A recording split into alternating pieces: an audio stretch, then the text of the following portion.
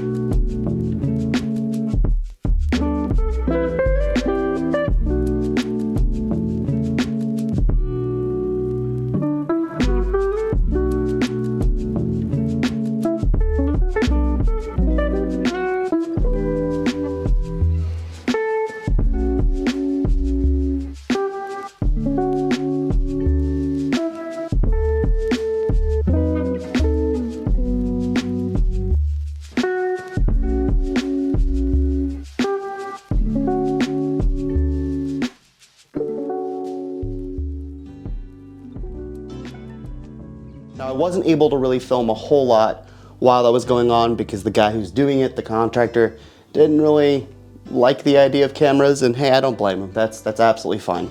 But I stuck in a few shots for you guys. That way you guys can at least see an idea of what we had to do. It was a very deep trench system. It really looked like something out of World War I out there for a couple of days. I don't know, Passchendaele or something like that, the Psalm. But it's done, we're hooked up. There are definitely lots of things to fix now about the yard since my backyard was completely obliterated in the process. But I'll show and share more of that with you guys next week. It's currently dark outside and the guys just left. So there's not really much to show you out there right now. I definitely see a lot of grass seeding in my future, so there's a lot to do back there, but that's next week's, next month, next year's problem. So great success. I can use my restroom again. The day has been saved.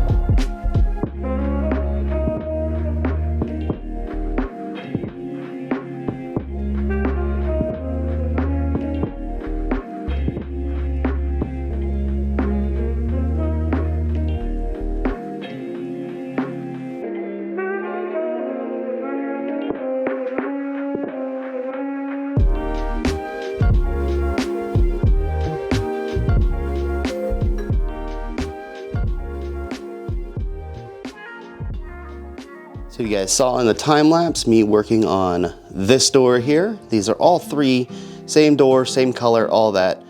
But these have all been treated ever so slightly different. This one actually not at all. So if we focus on just these two doors, these doors are actually both covered in shellac. Now again, they both started at that same base, either pine or fir. Again, I couldn't tell you the difference between pine and fir as far as when it's cut down. It kind of looks the same to me. Now both of these have one coat of shellac on them. The difference is I put some aniline, I believe I'm saying that correctly, aniline dye in the shellac in this version, and that is just straight garnet shellac, which by the way is the darkest shellac you can buy.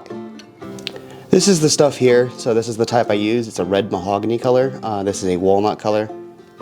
So obviously it'll be a bit darker and a bit more browny, whereas the mahogany is a bit more red, which of course I prefer, especially when it comes to shellac.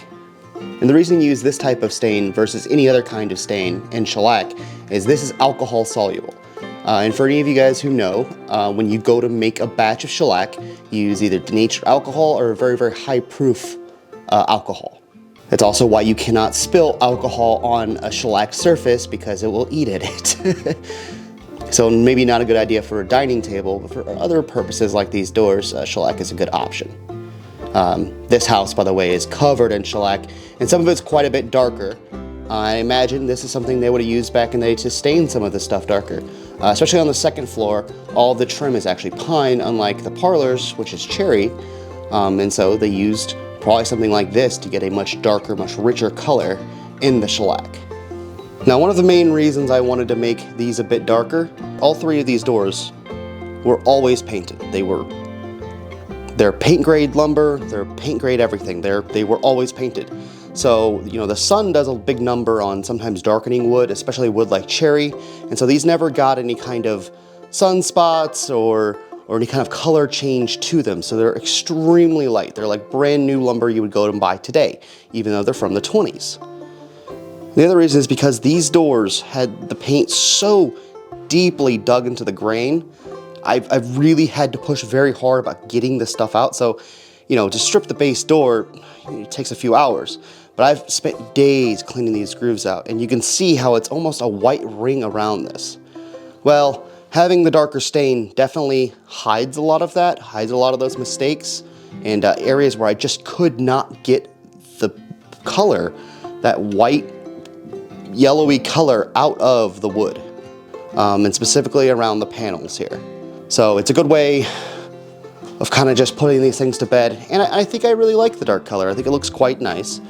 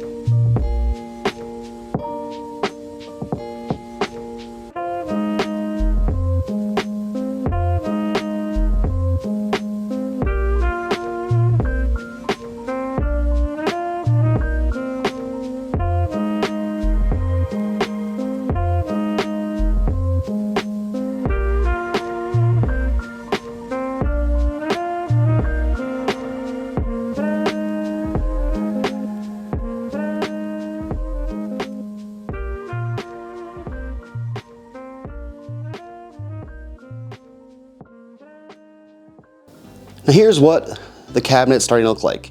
And yes, you can see down here, I didn't actually have the time to fully finish this. And of course, this also needs another coat of paint where I did hit it already as well. But I really like this color. Again, this isn't chosen at random. It's actually pretty close to the original color that was on these walls. You can see that pretty clearly here. Of course, this wood is pretty dirty, but when you peel that back, it's kind of a yellowy white color. So it's exactly the color I picked for here. And I think it looks so much cleaner, so much better, especially better than the very, very stark white color that the primer is. And I think this captures pretty well exactly what I was looking for. Now, of course, that wall has to go, this wall, and this little tiny bit of half wall here. The rest of this stuff, all the rest of this beadboard in here is all going to come out and be replaced because it's fairly rotten at the bottom. So all of that will have to be fresh wood, probably with some water management and rot resistant treatments on it, and then painted. So these are the only pieces here that I'll have to do the majority of work on cleaning them up and then painting them like this. So a little bit every day, and we're close to getting there. And as soon as I wrap up with you guys, I'm gonna get back to painting the rest of that. As always, guys, I thank you guys so very much for being here, for watching these videos, for being part of the group that gets to preserve this house. So I can't thank you guys enough for sticking around and sticking with me and by me with this whole project. Little by little, we're getting her closer and closer to being back together. We solved a really big problem this week with the sewer. Now I just got 2 big problems left, which is the Mansard roof and the lift, which are kind of one big problem altogether. But I'm quickly working on solutions for those. And come spring, the front of this girl is gonna be looking a whole lot different and a whole lot better. I hope you guys all have a wonderful, wonderful rest of your week. And I'll see you guys again next time. Bye-bye.